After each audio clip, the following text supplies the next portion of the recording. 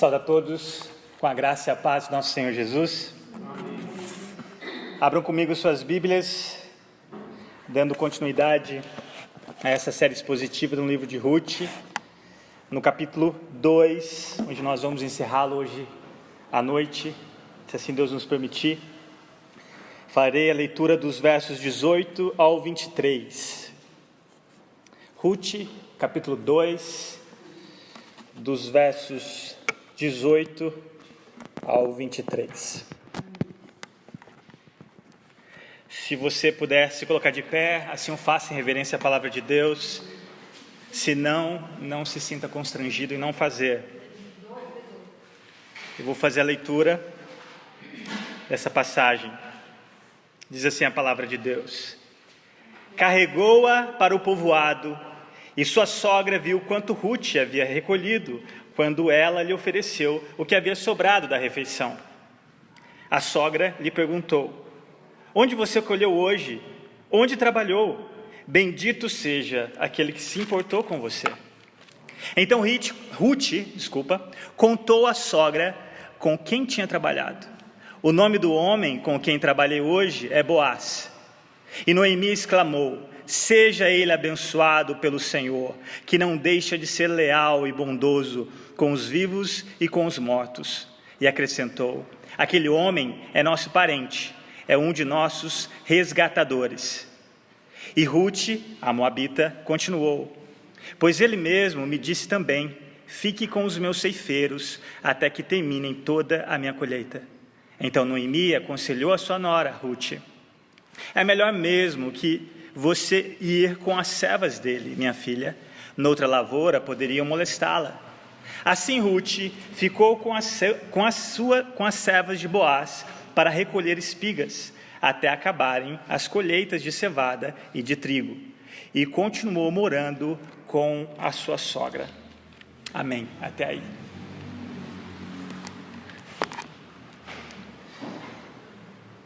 No versículo 18, nós lemos que Ruth carregou de volta até a casa da sua sogra o que ela havia colhido naquele dia, de trabalho árduo até o entardecer, de acordo com o versículo 17, que nos informa isso.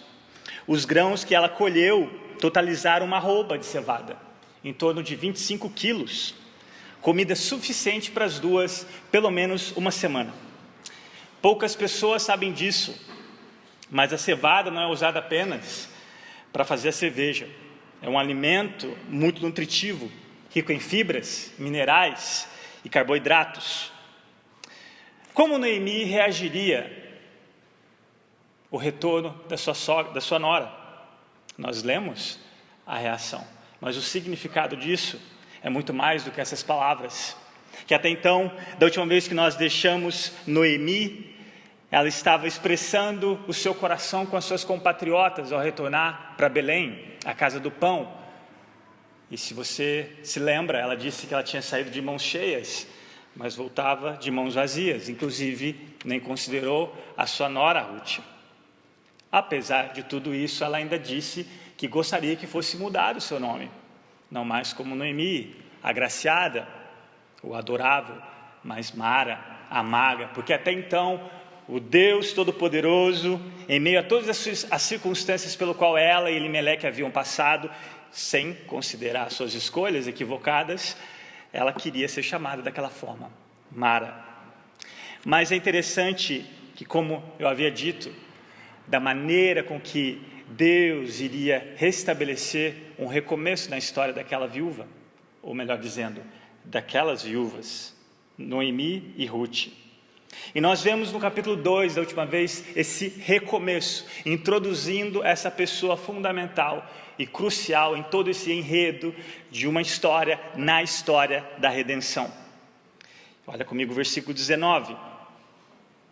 A sogra lhe perguntou: Onde você colheu hoje? Onde trabalhou? Bendito seja aquele que se importou com você. Então Ruth contou à sogra com quem tinha trabalhado. O nome do homem com quem trabalhei hoje é Boaz.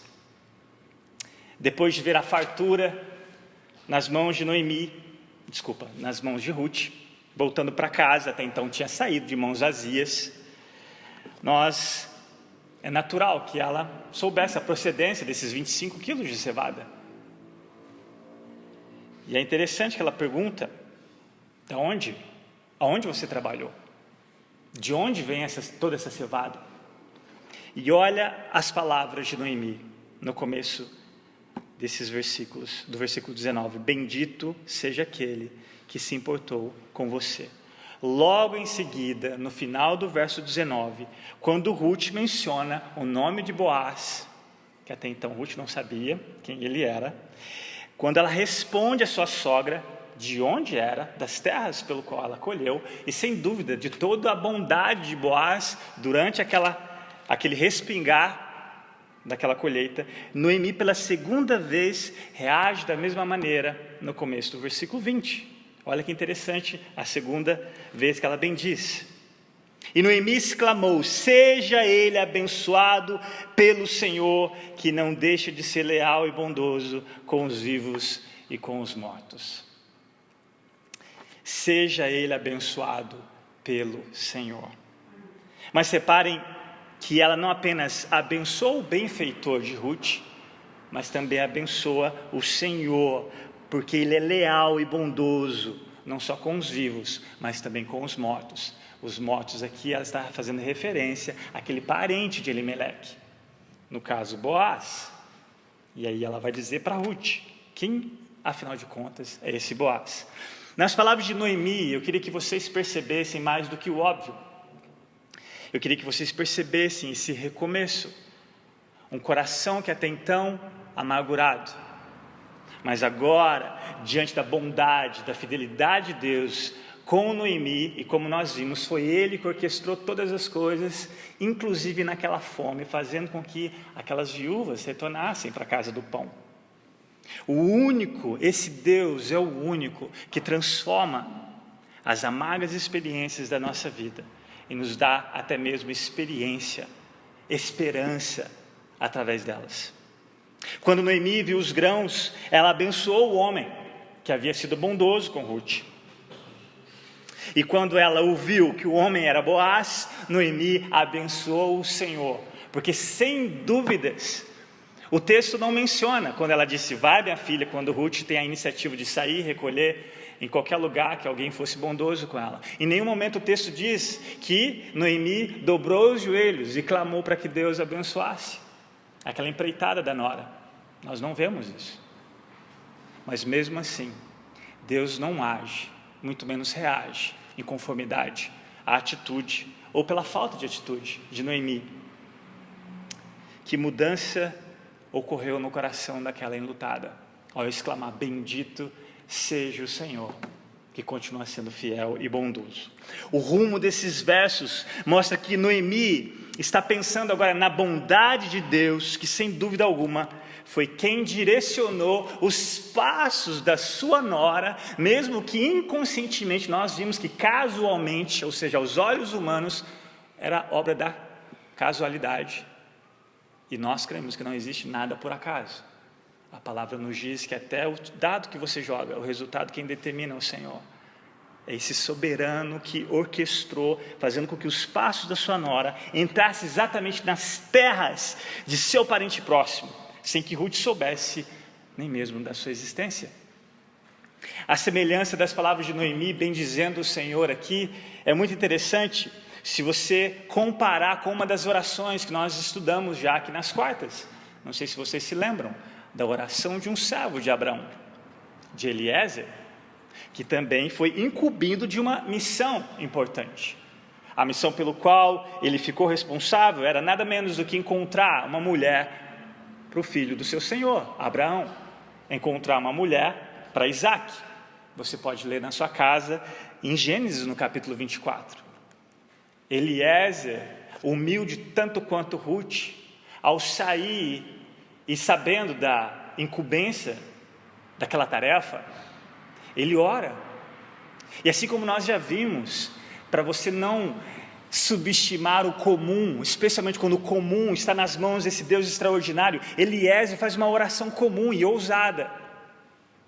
Ele pede para que Deus pudesse conceder a ele sucesso e pede a Deus detalhes de como ele gostaria que aquele sucesso acontecesse, para que ele pudesse realmente confiar que foi Deus que havia respondido a sua oração. Eu não sei se vocês se lembram, mas ele pede para que Deus, através da mulher pelo qual ele ainda não sabia quem seria, que aquela mulher, quando ele pedisse água, não só desse água a ele, mas oferecesse também aos seus camelos. Deus não apenas respondeu a oração de Eliezer, ele foi além, porque é isso que ele faz, infinitamente mais do que pedimos ou pensamos. É por isso que não existe oração pequena demais para Deus, muito menos pequena. E eu quero abrir um adendo aqui. Eu creio que o fato de nós decidirmos a não vender essa casa, não é pela situação em si que nós estamos enfrentando, que é uma realidade, mas uma oportunidade de nós confiarmos no Deus da provisão. Eu creio nisso.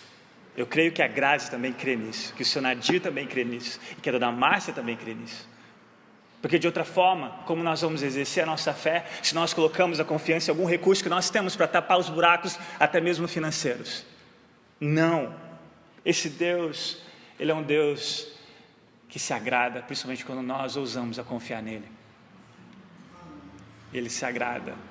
Nós já vimos que quando Deus atende a nossa oração, nós recebemos ajuda, Ele recebe a glória. Ele recebe a glória. Deus não apenas responde à oração de Eliezer, Ele vai além. E olha a reação de Eliezer diante da atitude de Rebeca, da quantidade de água que ela deu àqueles camelos. Ele diz o seguinte, Gênesis 24, versículo 27. Bendito seja o Senhor, o Deus do meu senhor Abraão, que não retirou sua bondade e sua fidelidade do meu senhor. Quanto a mim, o Senhor me conduziu na jornada até a casa dos meus parentes do meu Senhor. Assim como esse mesmo Deus conduziu os passos daquela moabita às terras de Moabe. É esse Deus orquestrando por trás do comum, daquilo que para você e eu pode não parecer nada, mas não subestime o que significa 5 pães e 2 peixes nas mãos desse Deus. É suficiente para alimentar uma multidão de 20.000 pessoas. Não subestime. Assim como a bondade e a fidelidade do Senhor havia conduzido a jornada de Eliezer, aquele servo que humildemente se submete, assim Deus fez com essa moabita. Observe no verso 21, o autor não quer que você se esqueça desse detalhe que nós já vimos, a moabita, o favor imerecido com aquela estrangeira. Ele faz questão de repetir isso no verso 21. E agora, essa moabita descobre de fato quem foi aquele homem. Boaz. Depois que Noemi bendizeu o Senhor, ela acrescenta, olha comigo aí na segunda parte do versículo 20. Aquele homem é nosso parente, é um de nossos resgatadores. Que ele era seu parente, nós já sabemos disso no começo do capítulo 2, lembra? Mas o que significa, afinal de contas, esse resgatador, ou se você quiser, redentor? Curiosamente, não sei se vocês estão lembrados daquela lei, do pobre, do órfão, da viúva, do estrangeiro, em relação às terras, onde os tementes a Deus iriam deixar o suficiente para que eles pudessem recolher. E curiosamente Deus também faz com que a sua própria lei coopere com essa viúva, com Noemi e Ruth. Lá em Levítico capítulo 25, eu não vou ler toda a passagem, mas do verso 25 ao 55, fala acerca dessa lei, a respeito desse resgatador, a respeito da lei do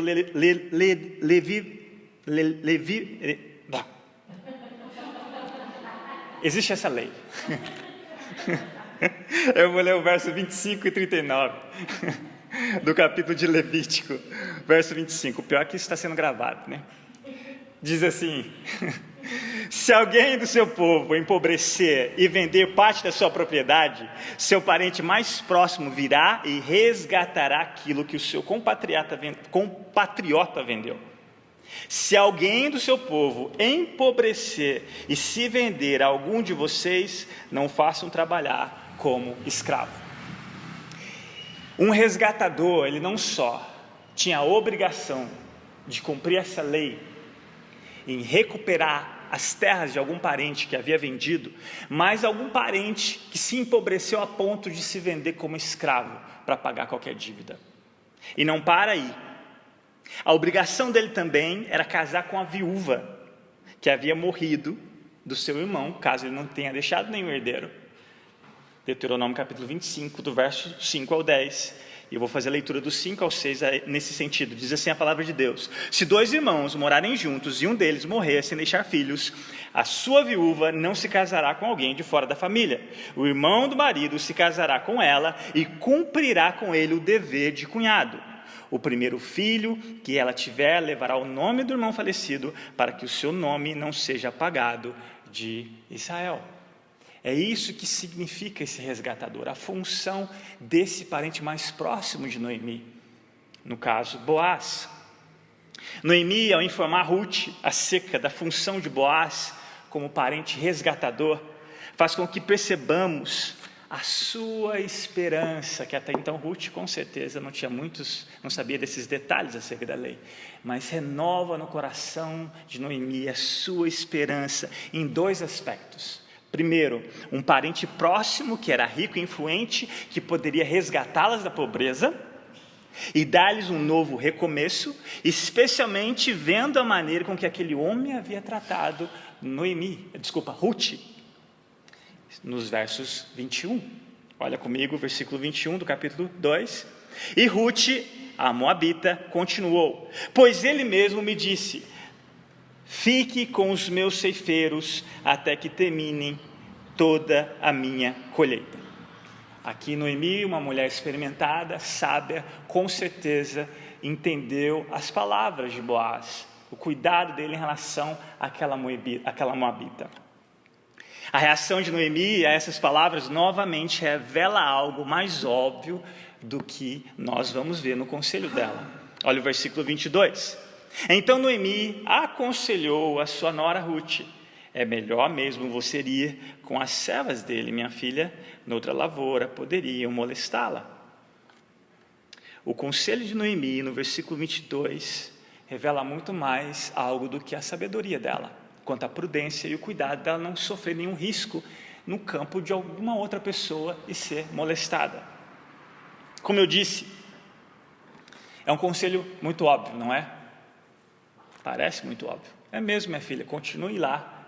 De outra forma, você pode correr risco em outro lugar. Mas eu acredito que nessas palavras tem muito mais do que isso. É melhor mesmo você ir com as servas dele, minha filha, noutra lavoura poderiam molestá-la.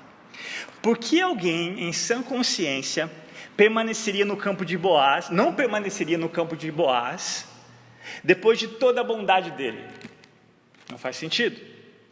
Quem iria para outro lugar, depois daquela garantia que Ruth teve, em ser tratada com bondade, como estrangeira? Mas esse é exatamente o ponto que eu acredito que o autor bíblico quer que você não passe sem perceber nessas palavras. Noemi e Elimeleque haviam demonstrado exatamente esse tipo de cegueira espiritual no passado. Lembra daquela década, quando a fome veio, eles foram para os campos de Moabe. Eles saíram dos campos da terra do pão e foi para Moabe. E aqui Noemi, em vez de ficar na terra que Deus havia prometido a eles, eles saem. Eles foram para Moabe. O conselho de Noemi, em outras palavras, é como se ela dissesse: Ruth, não cometa os mesmos erros que eu cometi. É melhor mesmo que você permaneça debaixo da bondade deste homem, porque de fato ele teme a Deus. E nós vimos no caráter de Boaz na semana passada, nas palavras dele em relação aos seus empregados, na atitude, na abundância da bondade dele, que nós comparamos com a maravilhosa graça que nós temos em Cristo Jesus. E nós vimos um paralelo, e hoje nós vamos ver de novo esse paralelo de Boaz como Cristo e Ruth, a igreja.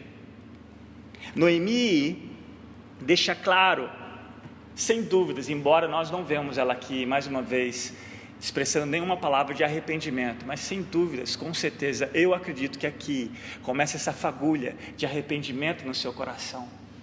Aqui começa ela de novo, o que deve acontecer com você e comigo. Quanto mais nós conhecemos da bondade, da graça, da misericórdia de Deus, não pelo que você faz, não pelo que você obedece em relação à sua lei, mas a bondade dele, a misericórdia dele é que nos constrange a mudar. De outra forma, você é meramente um religioso. Você ainda não entendeu o poder da graça de Deus. Porque o que nos constrange é o amor de Deus. O que nos leva à obediência tem que ser puramente o amor. Porque se você olhar 1 Coríntios capítulo 13, você pode estar equivocado se pensar de outra forma.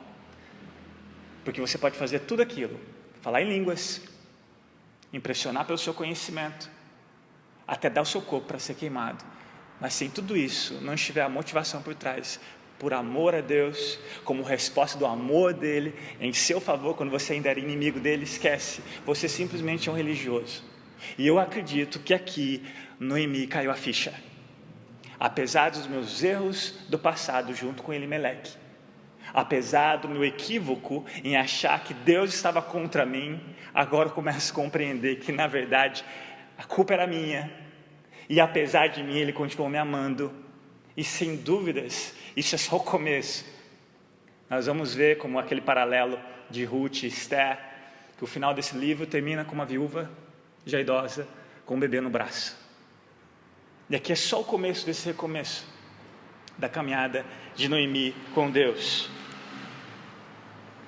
Mas comida era apenas uma das coisas que faltavam àquelas viúvas. Ela não tinha simplesmente desistido da sua melhor expectativa e sustento. E o que faltava até então para elas, especialmente para a nora, o marido? Embora agora tivesse comida, ainda precisava de um marido. A carência que é enfatizada pela declaração no final do capítulo 23. Olha comigo, um texto que parece óbvio, mas também diz algo mais. Versículo 23. Assim Ruth ficou com as servas de Boaz para recolher espigas até acabarem as colheitas de cevada e de trigo, e continuou morando com a sua sogra. Como eu disse, mais uma vez o texto parece muito óbvio. Ela não tinha para onde ir. Ela assumiu nos versos 16 e 17 do primeiro capítulo uma fidelidade impressionante com a sua sogra, com Noemi. Ela poderia muito bem, encontrei uma bondade muito maior do que minha sogra magra, eu vou arrumar um outro lugar. Não, ela permanece com a sogra, mas sem marido. O que isso significa? Essa simples informação, por mais óbvia que pareça, quando lemos, destaca o fato de que Ruth ainda não estava com o marido, ela ainda morava com a sogra. Uma necessidade que, como eu disse, ainda precisava ser preenchida. E quem, adivinha, vai preencher essa necessidade também? Boaz, o resgatador. Lembrando então a função de um parente resgatador, que não era simplesmente te prover financeiramente, mas também casar com a viúva, caso o seu irmão ou um parente próximo tivesse morrido, e deixasse herdeiros, certo? Ou seja, casando com a viúva. Se Boaz está disposto a atender uma necessidade, como aquela física, daquelas mulheres, às suas próprias custas, será que ele vai fazer isso também? Será que ele vai suprir a necessidade de Ruth e, sem dúvidas, afetando diretamente a vida de Noemi? Isso nós vamos ver, se Deus nos permitir, na semana que vem, nesse mesmo horário, nesse mesmo lugar. E eu queria concluir, meus irmãos, ao terminarmos esse segundo capítulo. Não sei se vocês têm percebido a maneira com que Deus tem dado essa volta na vida de Noemi de 180. Só Ele poderia fazer essa volta de 180 graus. Uma esperança que não estava centrada nas escolhas erradas que ela havia feito no passado, nem mesmo na incerteza de que Ruth iria encontrar um marido, porque nós sabemos que um dos conselhos que ela deu no caminho, voltando para Belém, é que volta para o seu povo, volta para os seus parentes, quem sabe você encontre um marido lá. Não era isso. Mas as esperanças dessas mulheres estavam em apenas uma pessoa: Boaz. E elas esperavam que ele pudesse cumprir com o seu papel de resgatador, de redentor. É gritante o paralelo, embora nós não vamos ver isso no Novo Testamento, e você não vai ver isso no Antigo Testamento, mas eu vou repetir uma frase de Charles Spurgeon: se você lê o Antigo Testamento sem ver Jesus, você está lendo a sua Bíblia de maneira errada. Mas é gritante esse paralelo acerca da esperança que eu e você devemos colocar apenas em uma pessoa, e essa pessoa é Cristo Jesus. Cristo Jesus. O que Noemi e Ruth, o que elas mais precisavam não era simplesmente de um resgatador para resgatá-las da fome, da miséria, da pobreza, ou nem mesmo de perigos terrenos, nem mesmo da necessidade de Ruth em relação ao marido. Em vez disso, elas precisavam de um resgatador celestial, alguém que poderia resgatá-las de uma escravidão que todos nós nascemos e herdamos com o primeiro Adão, a escravidão do pecado. Essa era a maior necessidade dessas mulheres. Essa é a sua, é a minha maior necessidade. A nossa esperança não está na educação. A nossa esperança não está na vacinação. A nossa esperança não está na eleição. A nossa esperança somente está na salvação. Não há nada nesse mundo que possa mudar o homem de dentro para fora do que o que nós vimos aqui acerca desse Pentecostes. Foi quando o Espírito Santo veio aplicar a obra do Filho de Deus. E é interessante que enquanto aqueles homens falavam em outras línguas, não fez diferença nenhuma. Mas quando Pedro, em menos de 3 minutos, prega na língua que eles pudessem entender, aí sim, aquela multidão foi acrescentada à igreja. Menos de 3 minutos, mais de 2.000 convertidos. Hoje em dia nós temos mais de 2.000 pregações e nenhum convertido. Nós precisamos resgatar esse algo comum, que é louco, a pregação. Porque é assim que Deus decidiu salvar o pecador, através da pregação. E sem dúvidas, nós precisamos crescer no conhecimento do que de fato é o Evangelho. Na quinta-feira passada, com os adolescentes, eu expliquei de maneira muito simples 2 formas de você compartilhar o Evangelho. Começando com aquilo que chega mais rápido, que é a má notícia. E depois com a melhor notícia. E sem dúvidas, essa é a má notícia que nós precisamos resgatar dos nossos púlpitos. Pecadores, debaixo da ira justa de um Deus justo e santo, que vai voltar em Cristo Jesus para condenar todos que não buscaram nele, como Ruth, nós vimos, debaixo das asas da salvação que ele mesmo providenciou em Cristo Jesus. Não é denominação. Eu tentei fazer uma rima com salvação, vacinação, eleição, esqueci de colocar denominação. Não, meus amados, não. Eu vou ler uma frase de John Stott. Ele diz o seguinte: mudar nossa mente através da educação não é suficiente. Precisamos de uma mudança de coração. O homem descobriu o segredo da força física e o poder da reação nuclear. Agora ele precisa do poder espiritual para libertar-se de si mesmo e ajudá-lo a conquistar e controlar o seu eu. Um poder que dê a ele um caráter moral à altura das suas conquistas científicas. Fecha aspas. Essa é a maior necessidade. Desde o início. Nós nunca vamos estar avançados demais, seja em qualquer área, que sejamos não mais alvos da graça de Deus em salvar o pecador em Cristo Jesus. Essa é a minha, é a sua, essa é a maior necessidade de todo ser humano, porque em Adão todos nós pecamos. Todos nós estamos carentes, não somos mais o que deveríamos ser, e só seremos o que devemos ser em Cristo, porque essa é a obra do Espírito Santo. Quer exaltar o Espírito Santo? É exaltar o caráter de Cristo em você. Quer exaltar o Espírito Santo? Leia a palavra, porque Jesus em João 17, ele pede isso. Santifica-os na tua palavra, na verdade, a tua palavra. Como que o Espírito Santo santifica? Através da sua palavra, lida, pregada. Que Deus nos ajude, que Deus nos conceda a graça de lembrar que Ele providenciou a sua e a minha maior necessidade, que vai além de qualquer necessidade física. Não te estou dizendo que educação não é importante, não estou dizendo que comida não é importante, mas o que adianta você ganhar o mundo inteiro e perder sua alma? Isso é loucura. Isso é loucura. Vamos orar?